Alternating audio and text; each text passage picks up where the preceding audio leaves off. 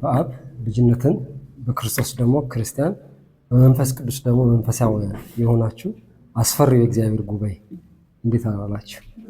እንዴት አረፈዳችሁ? አሜን። የእግዚአብሔር አባታችን ስም ብሩክ ይሁን። በእድሜያችን ማለዳ ያገኘን እግዚአብሔር ስሙ ይባረክ።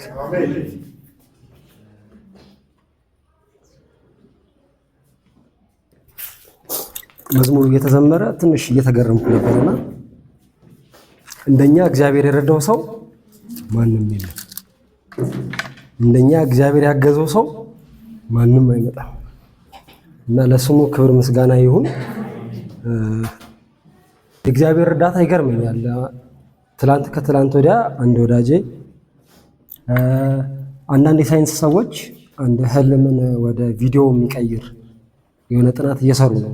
ምናልባት ሰምታችሁም ከሆነ እና ያያችሁትን ህልም በቪዲዮ የምታዩበትን መንገድ የሞከሩ ሰዎች እና ከዛ ጋር ተያይዞ አንድ አርቲክል የሆነ የተሰራ ጽሑፍ አስነበበኝ እና ሰውየው ትንሽ የእግዚአብሔርን መኖር የሚጠራጠር ሰው ነው እና ከሱ መምጣቱም ገረመኝ። ይሄ ነገር ጽሑፉ ምንድነው? አሁን እጃችሁን እንዲህ ወደ ኋላ ብታደርጉ እጃችሁ የት እንዳለ ታውቃላችሁ። ወደ ላይም ብታደርጉት ታውቃላችሁ።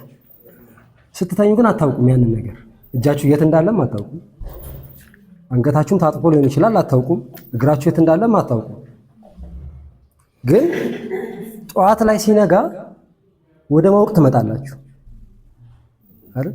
እና ይሄንን የሚቀይረው ማን ነው? ምንድነው? እጃችሁ ታጥፎ ነበረ ስትተኙ፣ ምናልባት ደንዝዟችሁም ሊሆን ይችላል። ልክ ወደ ማወቅ ስትመጡ ግን እጃችሁ እንደታጠፈ ታውቃላችሁ። እና ይሄንን ወደዚህ ማወቅ ወደዚህኛው ህይወት የሚያመጣችሁ ምንድነው የሚል ነው ሐሳቡ። በአጋጣሚ ደግሞ ያውቅ ነበር። ምክንያቱም መጽሐፍ ቅዱስ ምን ይላል? መዝሙረኛው ዳዊት እኔ ተኛው አንቀላፋው እግዚአብሔር ደግፎኛልና ነቃ። ለካ እንደዚህ ስዊች የሚያደርገን ከሆነ ነገር ወደ ማወቁ የሚያመጣን ለካ እግዚአብሔር ነው። አይገርምም? ይሄ በጣም ይደንቃል። እኛም ብቻ ደግሞ አይደለም። ሌላው የሚገርመው ነገር ደግሞ የእግዚአብሔር አለመኖሩን ራሱ የሚናገሩ ሰዎች ይነቃል። እግዚአብሔር እነሱ ጋርም እየሄደ እነሱንም ያነቃል። ይሄ ይገርማል ትንሽ እና በዚህ ጉዳይ እያወራን የእግዚአብሔርን ደግነት፣ የእግዚአብሔር ቸርነት፣ የእግዚአብሔር ፍቅር ምን ጥግ ድረስ እንደሆነ መድረስ አይቻልም እና ይህን እያሰብኩ ነበርና ብቻ እግዚአብሔር ይባረክ። ዛሬ እንግዲህ እግዚአብሔር በጨመረልን ቀን እግዚአብሔር በሰጠን እድል ያው እግዚአብሔር እድል ሲሰጥ ስራ አለው ማለት ነው። በእኛ ስራ አለው ማለት ነው። ቀንን ሲሰጠን እግዚአብሔር በእኛ ያለውን ስራ አልጨረሰም፣ ጉዳይ አለው ማለት ነው። ስለዚህ ዘላለማዊ ማዕድ ከሆነው ደግሞ እግዚአብሔር ለኛ የሚነግረን ለልጆቹ የሚያስተምረንን ትንሽ ነገር እናወራለን። ፊልጵስዩስ ምዕራፍ 1 ከ9 እስከ 11 ያለውን ለቃሉ ክብር ብለን ሁላችንም ቆመን ቃሉን እናነባለን።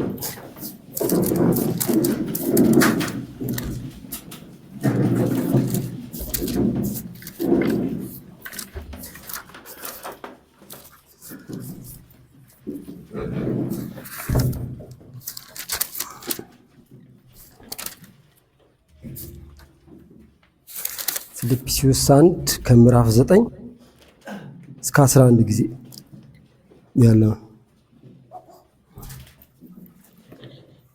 እሺ።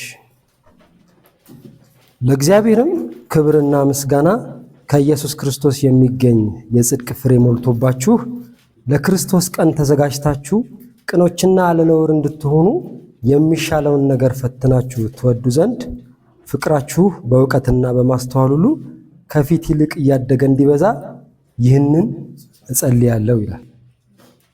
እግዚአብሔር አባት ሆይ ስለመጣው ቃልህ እናመሰግናለን። አሜን። አባት እግዚአብሔር ሆይ ያንተ ቃል ይምራል፣ ያንተ ቃል ይመረምራል፣ ያንተ ቃል ያጸናል፣ ያጽናናል። አባት እግዚአብሔር ሆይ ለቃልህ ልቦቻችንና አእምሮቻችንን ሁሉ አሳልፈን ሰጠን። አባባ ተናገረን፣ የልብህን አውራን። አባት እግዚአብሔር ሆይ አንተ ሳትናገር አባባ ባዷችንን ነው የምንሄደውና እግዚአብሔር ሆይ ተናገረን፣ አንዳች ነገር ይዘን እንሂድ። ቃልህ ደግሞ አንዳች ነገር ያደርጋል። ይህንን ደግሞ ስለምታደርግ አባት እግዚአብሔር ሆይ እናመሰግናለን። በውዱ ልጅህ በኢየሱስ ክርስቶስ ስም አሜን። እሺ ተባረኩ። ቁጭ በሉ።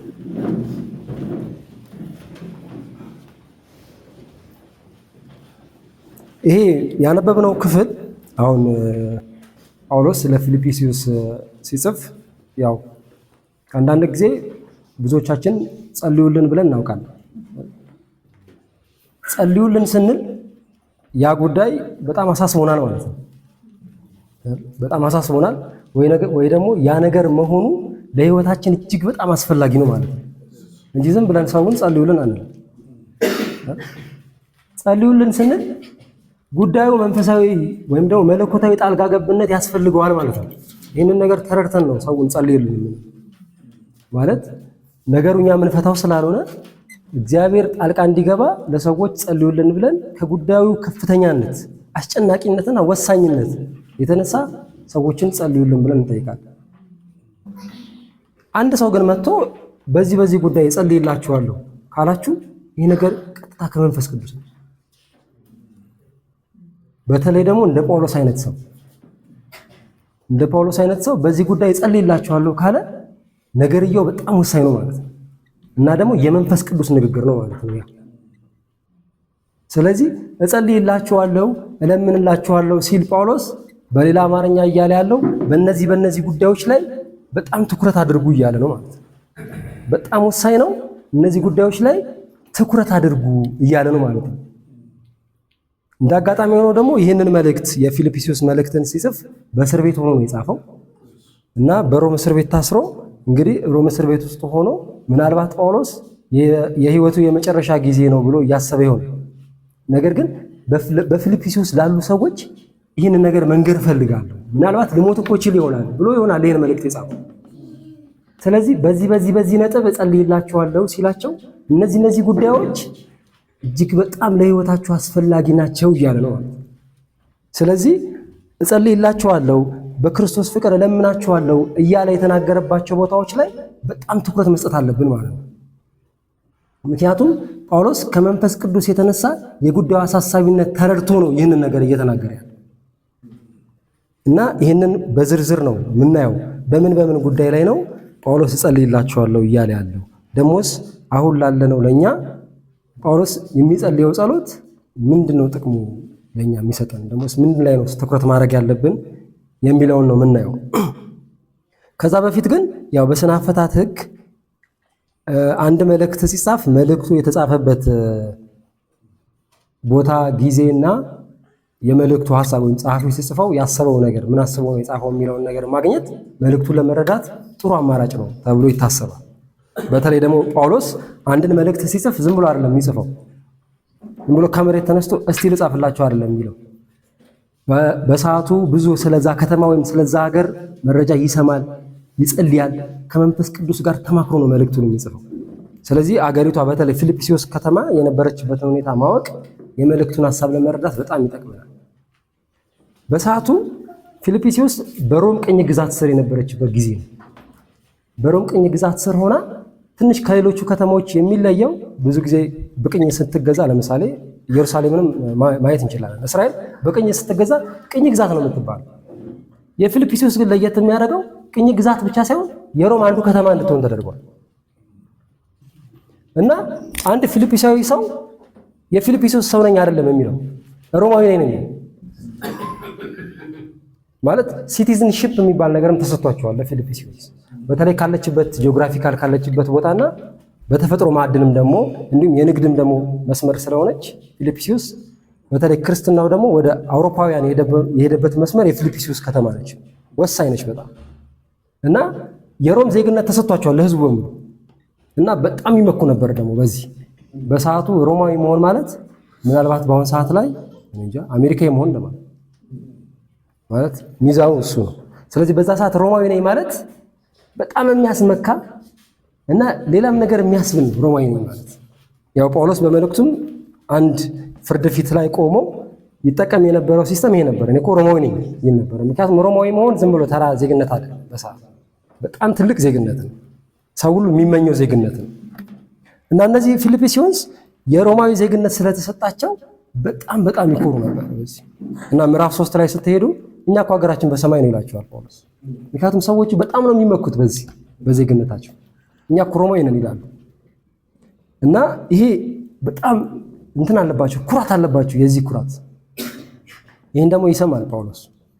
ከዛ ባለፈ ደግሞ በጣም ሀብታሞች ናቸው። በጣም ብዙ ማዕድን አለ፣ ንግድ በጣም የተሳለጠበት አካባቢና ደግሞ በጣም ሀብታሞች ናቸው። እና ጳውሎስን በገንዘብ በጣም ነው የሚያግዙት። በጣም ብዙ ብር ነው የሚረዱትን ጳውሎስን። አንዱም መልእክቱ የተጻፈበትም ዓላማ የመጽሐፍ ቅዱስ አስተማሪዎች የሚሉት ላደረጉት ቸርነት ማመስገኛም ነው። እና በጣም አላቸው ሰዎች። እና በእንደዚህ አይነት መደላደል ውስጥ ላሉ ሰዎች ነው ይህንን መልእክት ጳውሎስ ብዕሩን አንስቶ መጻፍ ይጀምራል። ሲጽፍ ከምስጋና ባሻገር ግን ሰዎቹ ይጎላቸዋል ብሎ ያሰበውንም ነገር አንድ ላይ ያይዞ ጽፏል። እዚህ ውስጥ ለመንፈሳዊ ሕይወታቸው የሚጠቅም ነው ብሎ ስላሰበ እና እሱን ነው ዛሬም አንድ ላይ የምናየው። ለእኛም የሚቀርልን ነገር ይኖራል። ሌላኛው ትኩረት የምናደርገው ደግሞ ይሄ አሁን ያነበብኩላችሁ ክፍል በግሪኩም ብታዩት በግዕዙም ብታዩት እንዲሁም ደግሞ በየትኛውም የእንግሊዝኛ ቨርዥን ብታዩት መጽሐፉ ከታች ወደ ላይ ነው የሚነበበው። አሁን ያነበብኩላችሁ ክፍል ከምዕራፍ 9 እስከ 10 ድረስ ያለው ክፍል ከታች ወደ ላይ ነው የሚነበበው። ከዛ ነው የሚነበበው። መልእክቱም ልክ የሚመጣልን እንደዛ ሲሆን ነው። መልእክቱ እንዴት መሰላችሁ? ሴቶች ታግዙኛላችሁ። በዚህ የወጠ ማውጫ ዕቃ አለ አይደል? የወጠ ዕቃ ማውጫ እና አንዱ ትንሽ አንዱ እያለ የሆነ ቁመታቸው የሆነ እየቀነሰ ይሄዳል ወደ ላይ። ዓላማው ለመደርደር እንዲመች ነው አይደል? ይሄ መልእክት ከታች ስንጀምረው ወደ ላይ ነው ይሄ መደርደር የሚመጣው እና የታችኛውን ስንይዝ ነው ቀጥሎ ያለው የሚመጣው ወደ ህይወታችን ማለት ነው። እሱም በደንብ እናየዋለን፣ ይገባቸዋል። የዚህ ሁሉ ማሰሪያውና ከረጢቱ ግን ወይም ደግሞ ይህንን እንደ ወጥ ማውጫ ዕቃ አስቡትና ይህንን የተደረደረ የወጥ ማውጫ ሳህን በፌስታል እንደመያዝ አስቡት። ፌስታሉ የእግዚአብሔር ክብር ነው። ስለዚህ የዚህ ሁሉ ነገር መጠቅለያ ጳውሎስ የሚጸልይበት ሪዝን መጠቅለያው የእግዚአብሔር ክብር ነው። እሱ አንድ ባንድ ነው የምናየው ዛሬ። ጳውሎስ ከሚጸልይባቸው አንደኛው እንዳልኳቸው ከታች ወደ ላይ ነው የምትከተሉኝ ስትከተሉኝም እና አንዱ እጸልይላችኋለሁ ብሎ ከሚላቸው ጳውሎስ ካሳሰበው ነገሮች አንዱ ምንድነው የሚለው? ፍቅራችሁ በእውቀትና በማስተዋል ሁሉ ከፊት ይልቅ እያደገ እንዲበዛ ይህንን እጸልያለሁ ብሎ ነው የሚጀምረው። ስለዚህ ከስር ያለው ትልቁ ሳህን ምንድነው ማለት ነው? ፍቅር የሚለው ሐሳብ ወይም ደግሞ ፍቅራችሁ በእውቀትና በማስተዋል እንዲበዛና እንዲያድግ ይላችሁ። ፍቅር ሰሞኑንም በዚህ ጉዳይ ላይ ሲዘጋጅ በጣም አስገራሚ ነገር ነው። ያው ፍቅር የሚባለው ሐሳብ የቀለለበት ዘመን ነው አሁን ያለንበት ዘመን። ነገር ግን ይህ ፍቅር የሚባለው ነገር እጅግ በጣም ከባድ ጉዳይ ነው። አንደኛው የክርስትናው መሰረት ፍቅር ነው። የክርስትናው መሰረቱ መደምደሚያው ክርስትና ሲጀመር የሚጀምረው በፍቅር ነው። ያለ ፍቅር አንድ ሰው ክርስቲያን ነኝ ማለት አይችልም። በነገራችን ያለ ፍቅር እንደውም አንድ ሰው ድኛለሁ ማለትም አይችልም። ማለት የፍቅርን ጥንካሬም እንድትረዱ ነው እንደዚህ ነገራችን። የትኛውም አይነት ጸጋ በህይወታችሁ ሊገለጥ ይችላል። ፍቅር የሚባለው ግን ከሌለ መንፈስ ቅዱስ በህይወታችሁ እየሰራ አይደለም። ብቸኛው የምትታወቁበት ብቸኛው በህይወታችሁ መንፈስ ቅዱስ እየሰራ እንደሆነ ማረጋገጫው ፍቅር። መዘመር ትችላላችሁ፣ መስበክ ትችላላችሁ፣ እሳትም ልታዘንቡ ትችላላችሁ። እሱ የመንፈስ ቅዱስ በእናንተ ውስጥ በእናንተ ህይወት የመስራቱ ማረጋገጫ አይደለም። ፍቅር ከሌላችሁ ስለዚህ ጳውሎስ በዚህ ጉዳይ ላይ ጸልያለሁ የሚለው የፍቅር በጣም ክብደቱ በመንፈስ ቅዱስ ተረድቷል ማለት ነው። በጣም ሌላው የሚገርመው ነገር ፍቅር ደግሞ ስሜት አይደለም። አሁን ደግሞ ሳነብ የገባኝ ፍቅር ስሜት አይደለም። ለዛ ነው አሁን ትንሽ ፍቅር የተዛባ ስለሆነ ነው አሁን ወደ ስሜት የሄደው እንጂ ፍቅር ስሜት አይደለም። መጽሐፍ ቅዱስ ላይ ምሳሌ 27:5 ላይ እንደዚህ ይላል። ይህን ቃል ሳገኝ እኔም በጣም ነው የደነቀኝ። የተገለጠ ዘለፋ ከተሰወረ ፍቅር ይሻላል። የተገለጠ ዘለፋ ከተሰወረ ፍቅር ይሻላል። ፍቅር ስሜት አይደለም። በሚስጥር በወዳችሁ እሱ ፍቅር አይደለም ማለት ነው። ታዲያ ፍቅር ምንድን ነው? ይሄ ካልሆነ ለያፉ ያለኝ ስሜት ካልሆነ ፍቅር ታዲያ ምንድን ነው? መጽሐፍ ቅዱስ ሲናገር ሸፍነህ በሚስጥር ከምታፈቅረው ይልቅ ብትሰድበው ይሻላል። ለካ ፍቅር ስሜት አይደለም እያለ ያለ ፍቅር የሚሰማችሁ ስሜት አይደለም። ከሚሰማችሁ ስሜት ለሰው ከሚሰማችሁ ስሜት በልባችሁ ከያዛችሁት ይልቅ በፊት ለፊት ብትጠሉትና ብትሰድቡት ይሻላል። ማለት ንጽጽሩ እሱ ነው። ምን እያለ ነው? ፍቅር ሲጀመር ድርጊት ነው እያለ የሚደረግ ነገር ነው ፍቅር ማለት።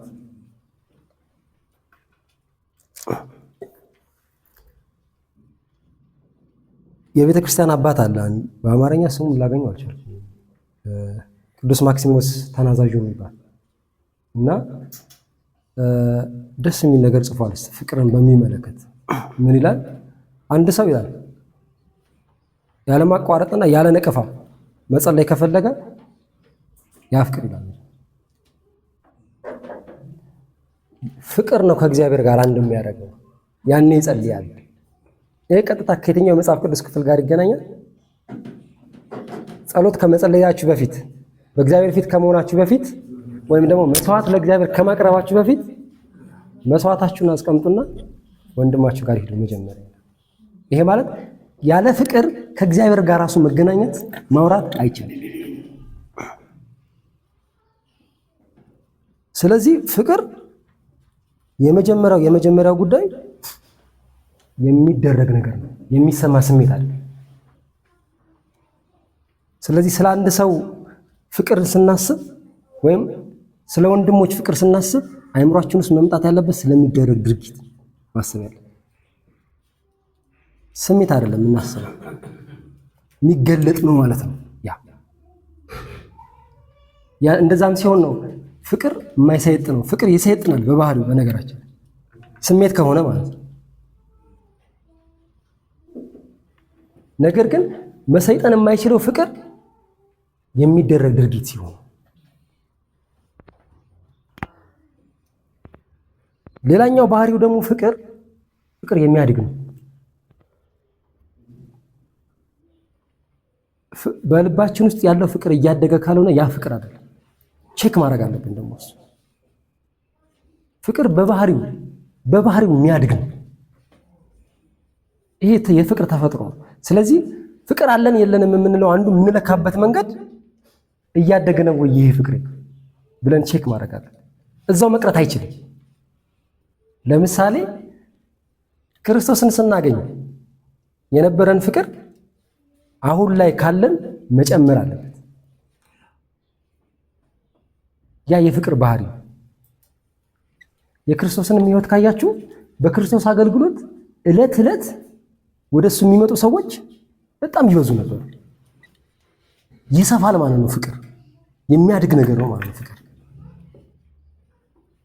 በቁጥር ብቻ ላይሆን ይችላል እኮ የሚያድገው፣ ነገር ግን ለሰዎች ያለን ፍቅር ራሱ ዕለት ዕለት የሚያድግ እሱ አድጎ የድረስ የሚደርስ ነው ማለት ነው። ራስን አሳልፎ ከመስጠት የሚደርስ ነው። እንደዛ መሆን የሚችለው ሲያድግ ብቻ። ስለዚህ ፍቅር አንዱ ባህሪውና መገለጫው በውስጣችን የሚያድግ ነው፣ እያደገ የሚሄድ ነው ማለት ነው። ሌላኛውና በጣም በዚህ ጥናት ወቅት ያስደነገጠኝ ነገር ስለ ፍቅር በተለይ ደግሞ ከሕግ ጋር በተገናኘ መጽሐፍ ቅዱስ ሲናገር ከሕግ በላይ እንደሆነ ይናገራል አይደል? በጣም የሚደንቃችሁ ነገር ግን ከሕግ በላይ የምንሆነው ሕግን ፈጽመን እንደሆነ ታውቃላችሁ። አዲስ ወንጌል ነው የሚመስለው አይደል? ላስረዳችሁ።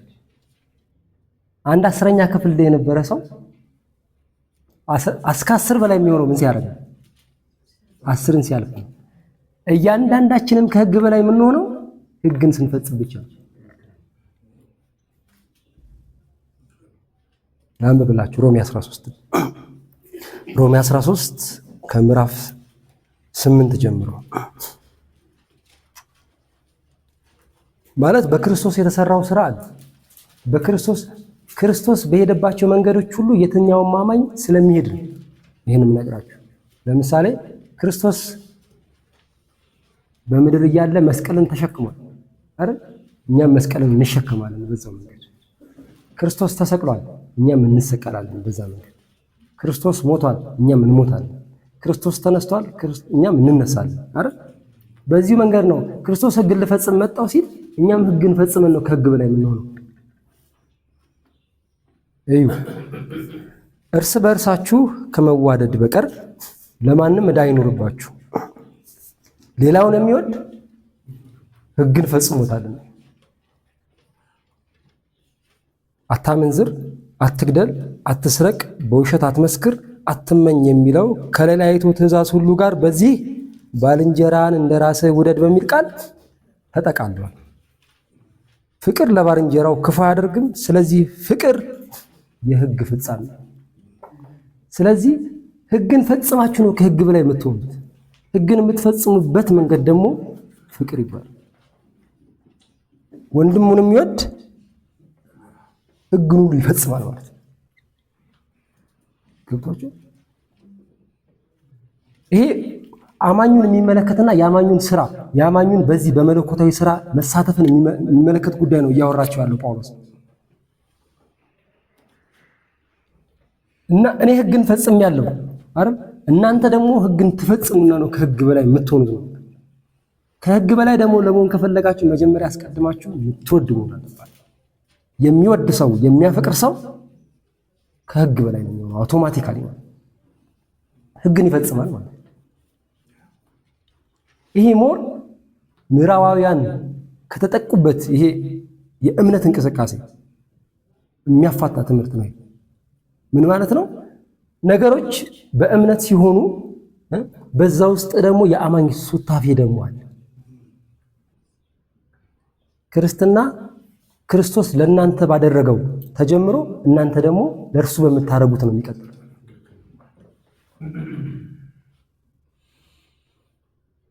ማለት ምን ማለት ነው?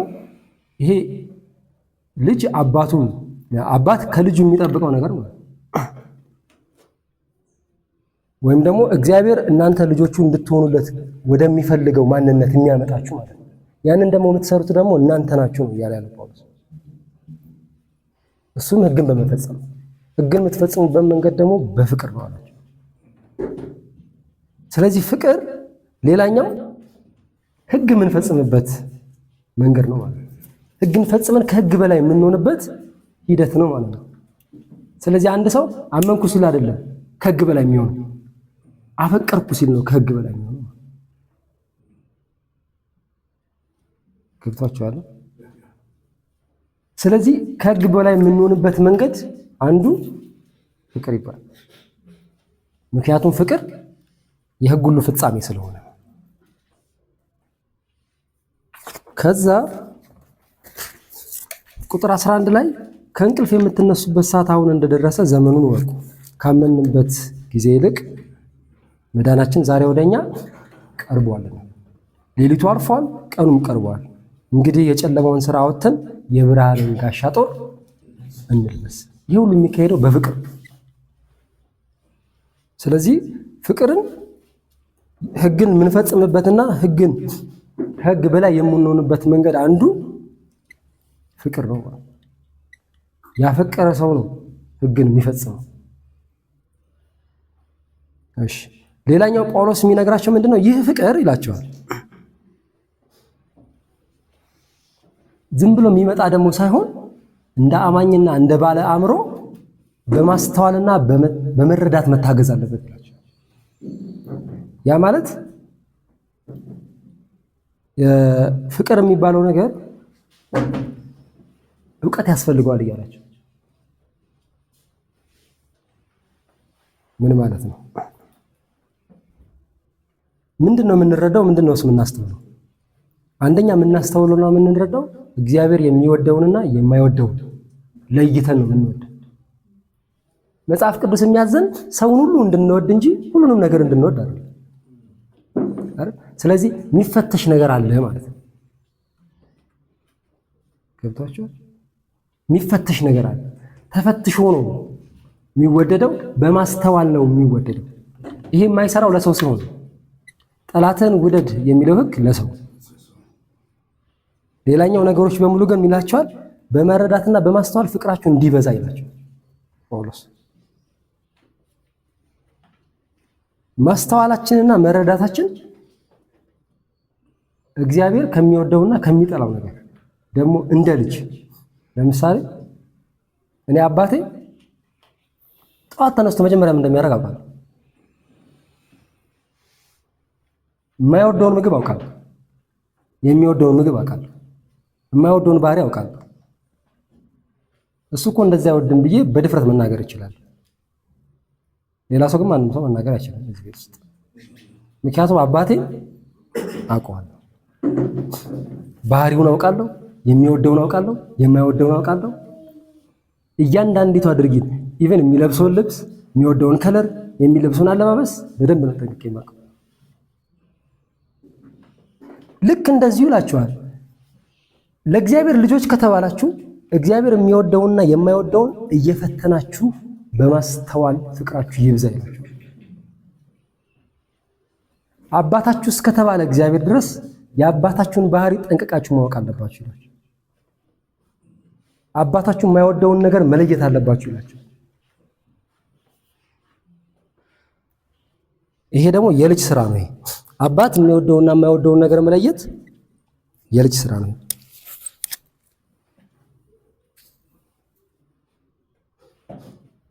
ጉንፋን ነገር ይዞኛልና ተረዱኝ። እሺ ይቀጥልና ጳውሎስ ፍቅራቸው በመረዳትና በማስተዋል እንዲያድግ ከነገራቸው በኋላ እንደዚህ ይላቸዋል። ሁለተኛው ደግሞ ስለዚህ አንደኛው ምን አለ?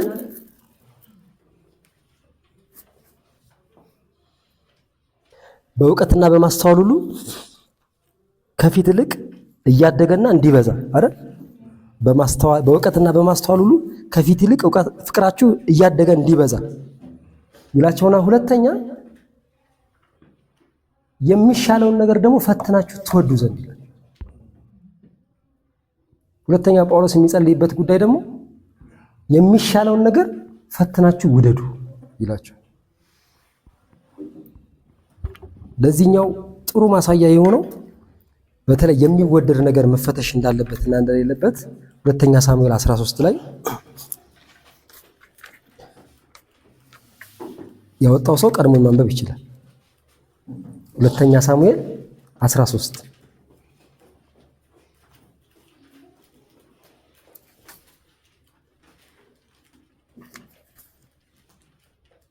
ሁለተኛ ሳሙኤል 13 ከአንድ ጀምሮ ከዚህ በኋላ እንዲሆነ ለዳዊት ልጅ ለሰሎሞን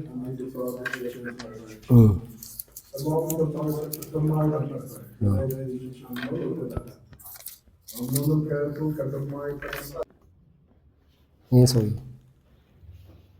ያልተፈተነ ፍቅር ስለሆነ አሳመመው ፍቅር።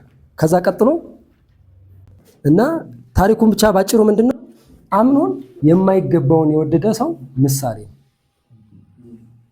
የማይገባውን ይወድ። ከዛ በኋላ መጨረሻ ላይ ውጤቱን ደግሞ አይተናል ምን እንደሆነ። አስቀድሞ ከወደዳት መውደድ ይልቅ የጠላት ጥል በለጠ ይላል። ይህ ማለት የሚወደድ ነገር መፈተን አለበት ማለት የተፈተነ ነገር ነው የሚወደደው። ለዛው ነው ጳውሎስ የሚሻለውን ነገር ፈተናችሁ ትወዱ ዘንድ የሚላቸው። ስለዚህ የማይወደድ ነገር አንደኛው ያልተፈተነ ነገር ወይም ያልተፈተሸ ነገር አማኝ ሊወድ አይገባውም ማለት ነው። ስለዚህ የምንወደውን ነገር ልንፈትሽ ልንመረምር ይገባል ይላቸዋል። እንዲህ ይላቸዋል ሮሜ 12:2 ላይ ጳውሎስ የእግዚአብሔር ፈቃድ እርሱም በጎና ደስ የሚያሰኝ ፍጹም የሚሆነው ነገር ምን እንደሆነ ፈትናችሁ ታውቁ ዘንድ በልባችሁ መታደስ ተለወጡ እንጂ ይህንን ዓለም አትምሰሉ ይላቸዋል። ስለዚህ እግዚአብሔርን ደስ የሚያሰኘው ምን እንደሆነ የእግዚአብሔር ፍቃድ ምን እንደሆነ ፈትኖቹ ውደዱ ይላቸዋል ጳውሎስ። ስለዚህ አንደኛውን ፍቅራችሁ በማስተዋልና በመረዳት እንዲያድግ፣ ሁለተኛው የሚሻለውን ነገር ፈትናችሁ እንድትወዱ። ስለዚህ አሁን እየደረደረ ነው የምንሄደው። አንደኛው ፍቅራችሁ በማስተዋልና በእውቀት እንዲያድግ። ልክ ፍቅራችሁ በማስተዋል በእውቀት እያደገ ሲመጣ አውቶማቲካሊ ምን ትሆናላችሁ ማለት ነው? የሚሻለውን ነገር መፈተን ትጀምራላችሁ ማለት ነው። እሷኛዋ ደግሞ ትንሿ የወጥ ማውጫ ሳህን አድርጋችሁ አስቡት፣ ከላይ የሚደረበው ማለት ያለ ታችኛው ግን የላይኛው አይመጣም። ስለዚህ መጀመሪያ አስቀድሞ ፍቅራችን በማስተዋልና በእውቀት ማደግ አለበት። ከዛ በኋላ ራሱ ነገርየው ራሱ ወደ ምን ይወስደናል? የሚሻለውን ነገር ፈትነን እንድንወድ ደግሞ ያደርገናል። ሶስተኛው ለክርስቶስ ቀን ተዘጋጅታችሁ ቅኖችና አለነውር እንድትሆኑ ደግሞ ይላችሁ። ይሄኛውን ደግሞ ቀጥሎ ያለውን ሳህን አድርጋችሁ አስቡት ከላይ ለክርስቶስ ቀን ተዘጋጅታችሁ ቅኖችና አለነውር እንድትሆኑ። ይሄ እንዳልኳችሁ ቅድም ልክ የሚሻለውን ነገር መፈተን ስንጀምር ቅኖችና አለነውር መሆን እንጀምራለን። የዚህ ሁሉ መሰረት ግን ከታች ያለው ትልቁ ሳህን ግን ፍቅር ነው ብያቸዋለሁ። ይህ ፍቅር በማስተዋልና በእውቀት የሆነ ፍቅር ነው። ከዛ ይቀጥላል በመፈተን ደግሞ ወይም የሚሻለውን ነገር ፈትኖ በመውደድ። የሚሻለውን ነገር ፈትኖ በመውደድ የሚለው ጥንቃቄ የምታደርጉት እሱ ሰውን የሚመለከት አይደለም። እሺ ሰውን የሚመለከት አይደለም። ሰውን የሚመለከት አይደለም ማለት ሰውን ያለ መስፈርትና ያለ መለኪያ ነው የምንወደው፣ ጠላትም እንኳን ቢሆን ማለት ነው። ምንፈትነው ግን የእግዚአብሔርን ክብር ነው። የእግዚአብሔርን ክብር በሚመለከት ወይም ደግሞ የአባታችንን ክብር በሚመለከት አባታችን የሚወደውና የማይወደውን ከመለየት ነው ጋር የሚገናኝ እንጂ ከሰው ጋር የሚገናኝ አይደለም። ሰው ተፈትኖ አይደለም የሚወደደው አይደል? አስቀድሞም ወዳጆቹ እኛ ስላልሆንን ማለት ነው። ምክንያቱም ያ ፍቅር ከማን የተነሳ ፍቅር ነው? ከመንፈስ ቅዱስ የተነሳ ፍቅር ነው።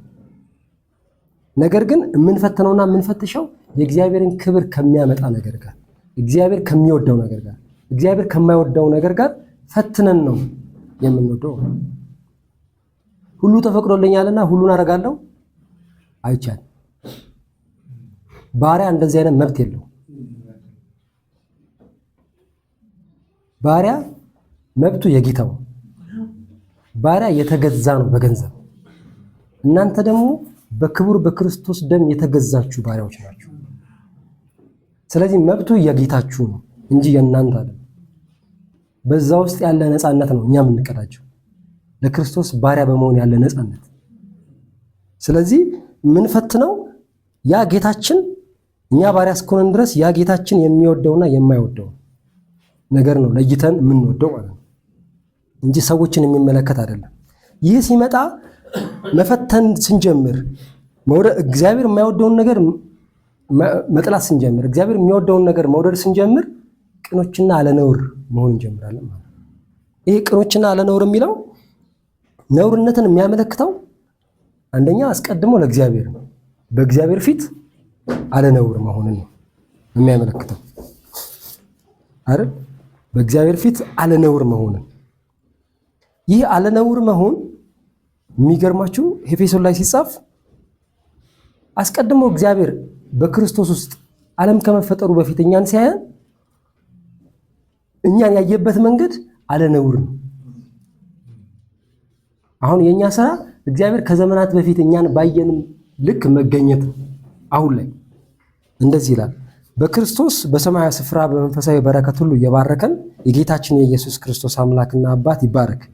አንደኛ ኤፌሶን ላይ ኤፌሶን ምዕራፍ 1 ቁጥር 3 ላይ ዓለም ሳይፈጠር በፊቱ ቅዱሳንና ነውር የሌለን በፍቅር እንሆን ዘንድ በክርስቶስ መረጠ። ይሄ ምርጫ ዓለም ሳይፈጠር ነው። ዓለም ሳይፈጠር በፍቅር በክርስቶስ ቅዱስና አለነውር እንድንሆን ነው የመረጠ። ስለዚህ ዓለም ሳይፈጠር በፊት እግዚአብሔር እኛም ባየበት ልክ ነው አሁን እሱን ልኬት ለማሟላት የምንኖረው ማለት ቅዱስና አለነውር መሆን ነው። ስለዚህ ጳውሎስም እጸልይላችኋለሁ የሚለው ቅኖችና አለነውር እንድትሆኑ ይላቸው። በውድ ልጁም እንዲያው የሰጠን የጸጋው ክብር ይመሰገን ዘንድ ይህን አደረገ። አንድ ቁጥር ዘልያለሁ። በበጎ ፈቃዱ እንደወደደ በኢየሱስ ክርስቶስ ሥራ ለእርሱ ልጆች ልንሆን አስቀድሞ ወሰነን። በውድ ልጁም እንዲያው የሰጠን የጸጋው ክብር ይመሰገን ዘንድ ይህንን አደረገ። በውድ ልጁም እንደ ጸጋው ባለጠግነት መጠን በደሙ የተደረገ ቤዛነታችንን አገኘን። እርሱም የበደላችን ስርየት ነው። ጸጋውንም በጥበብና በአእምሮ ሁሉ አበዛለን። ይሄ ቅድም ላይ ጋር ያወራ ነው። ምን መረምርበትን የሚሻለውን ነገር ምንፈትንበትን በክርስቶስ የጽድቅ ፍሬ ደግሞ እንድናፈራ ማለት ነው። ይሄኛው ስለዚህ ስንት ሳን ደረደራችሁ? አንደኛው ፍቅራችሁ በእውቀትና በማስተዋል እንዲያድግ፣ ከዛ ቀጥሎ የተሻለውን ነገር ፈትናችሁ እንድትወዱ፣ ከዛ ቀጥሎ አለነውርና ቅኖች እንድትሆኑ፣ ከዛ ወደ ሌላው እንቀጥላለን። አለነውር የሚለው ቦታ ላይ አንደኛ ለእግዚአብሔር አለን። አሁን መደጋግመው አንደኛ በደንብ እንድንደረድረው ነው አይምሯችን ላይ። አለነውር የሚለው አንደኛው ለእግዚአብሔር በእግዚአብሔር ፊት አለነውር መሆን። ይሄኛው ቃል አለነውር የሚለው ቃል ራሱ በግሪክ ውስጥ በኋላ ሪፈር ስታደርጉት ልክ እንደሚያሳልፍ ነገር ማለት ነው። ውሃ በብርጭቆ ስትይዙ በዛ በኩል ያልፋል አይደል? ብርሃን ያልፋል። ስታዩት በዛ በኩል ያለውን ሰው ማየት ትችላላችሁ፣ በብርጭቆ ያለ ውሃ። ያ ግን ውሃውን ደፍቼ የሆነ ጥቁር ነገር ባረግበት፣ ኮካ ባረግበት ከዛ በኩል ያለውን ነገር አያሳየኝም አይደል?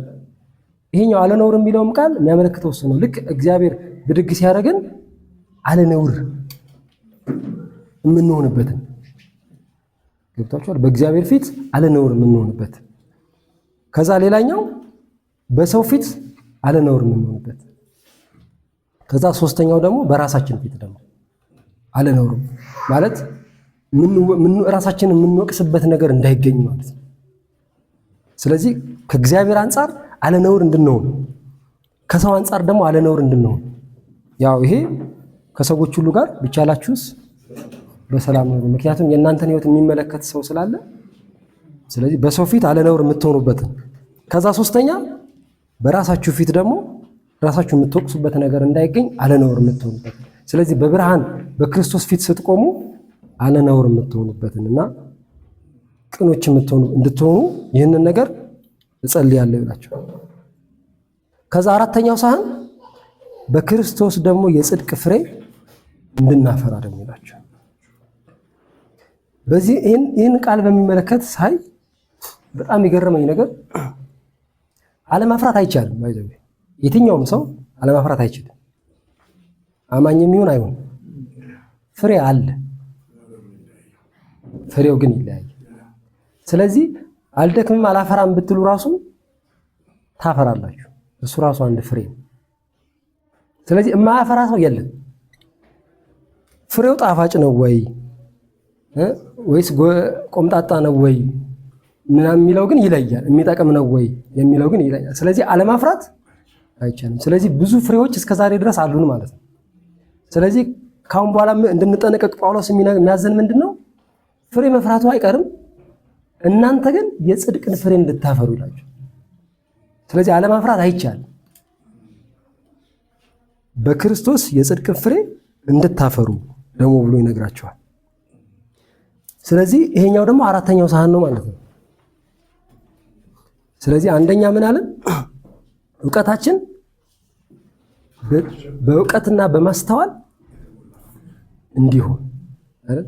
ከዛ ቀጥሎ ደግሞ የሚሻለውን ነገር ፈትናችሁ እንድትወዱ፣ ከዛ ሶስተኛ ቅኖችና አለነውር እንድትሆኑ ጳውሎስ የሚጸልይባቸው ጉዳዮች ማለት ቅኖችና አለነውር እንድትሆኑ፣ ከዛ አራተኛ በክርስቶስ የጽድቅ ፍሬ ደግሞ እንድታፈሩ ይላቸው። ከዛ ይሄንን የደረደራችሁትን አራት ሳህን በአንድ ፌስታል ውስጥ አስቀምጡት። ያ ፌስታል የእግዚአብሔር ክብር ነው ይላቸዋል። አሁን እንደዚህ እናንብበው ቃሉ።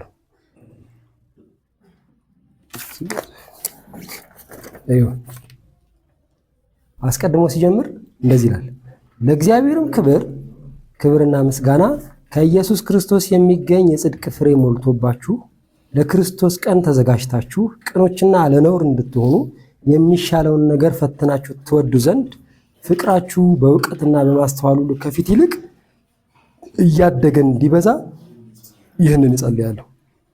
አሁን ወደ ላይ እናየዋለን። እሺ፣ ጳውሎስ የሚጸልይባቸው ጉዳዮች፣ አንደኛ ፍቅራችሁ በእውቀትና በማስተዋል ከፊት ይልቅ እንዲበዛ፣ ከዛ ያ ሲሆን የሚሻለውን ነገር ደግሞ ፈትናችሁ እንድትወዱ፣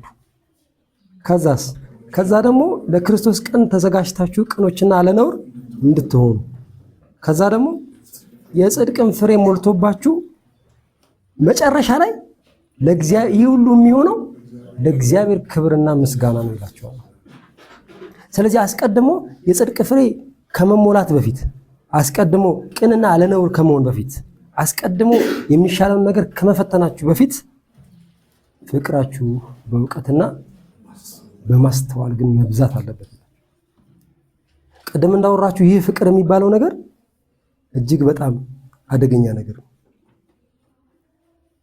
መጽሐፍ ቅዱስ ደጋግሞ ፍቅር ሲለን እግዚአብሔር ስለ ፍቅር ለኛ ሊያስረዳበት የፈለገበት መንገድ የኛን አእምሮ መመጠን ስላለበት፣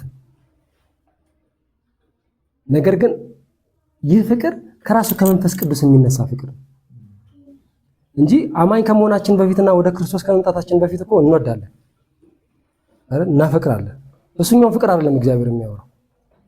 ካመናችሁ በኋላ እናንተ አይደለም የምትወዱት፣ ራሱ መንፈስ ቅዱስ ነው የሚወደው። ለዛ ግን እናንተ መፍቀድ አለባችሁ። ምክንያቱም የፈሰሰው የመንፈስ ቅዱስ ፍቅር ነው።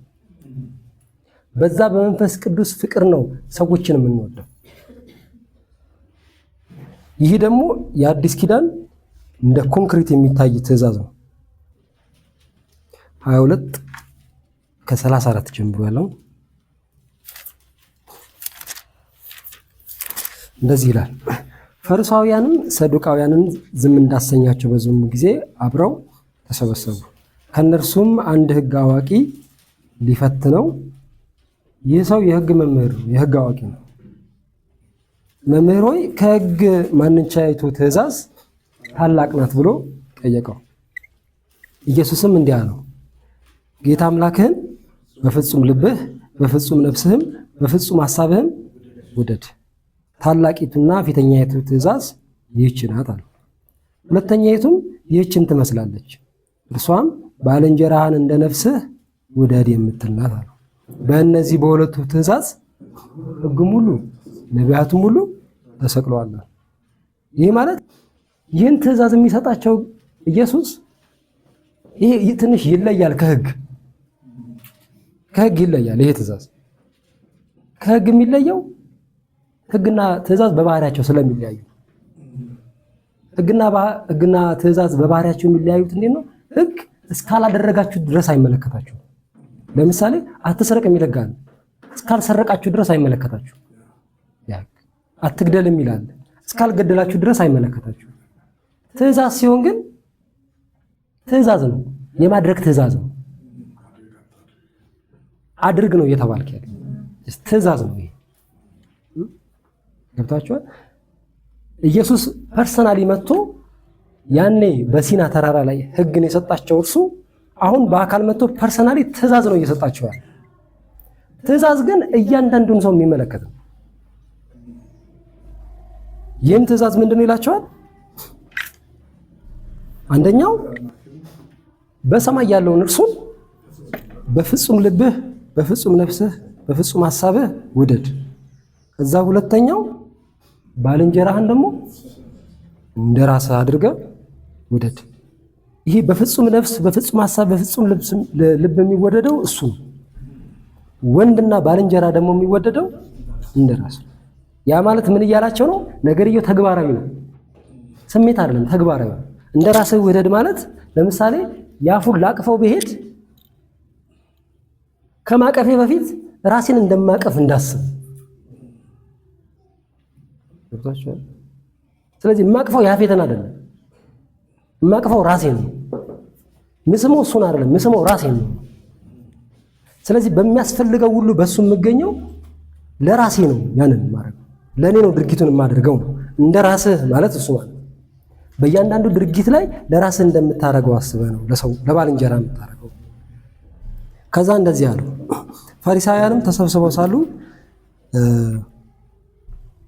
ከዛ በታች ያለው አይጠቅምም ብዙም እና ምን እላችሁ ፈልጌ ነው ባጭሩ የሕግ ሁሉ መደምደሚያ የሕግ ሁሉ ፍጻሜ እንዲሁም ደግሞ የአዲስ ኪዳን እንደ ትእዛዝ ለእኛ የተሰጠው ይህ ፍቅር ጳውሎስ ለእኛ የሚጸልየው በእስር ቤት ተቀምጦ ለእኛ የሚጸልየው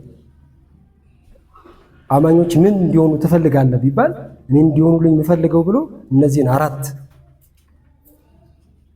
ወሳኝ ነገሮችን እንደጸለየ ይጸልይ እንደነበረ ወይ ይመኝ እንደነበረ ይሄ ማሳያ እንዲሆን ነው ማለት ነው። እግዚአብሔር በብዙ እንደተናገራችሁ አስባለሁኝ። መጨረሻ ላይ ቅድም እንዳልኳችሁ የዚህ ሁሉ ነገር መጠቅለያ የራሱ የእግዚአብሔር ክብሩን የሚወስደው ምስጋናውን የሚወስደው ራሱ እግዚአብሔር ነውና እግዚአብሔር ክብሩን ይወስድ። ተባረኩ።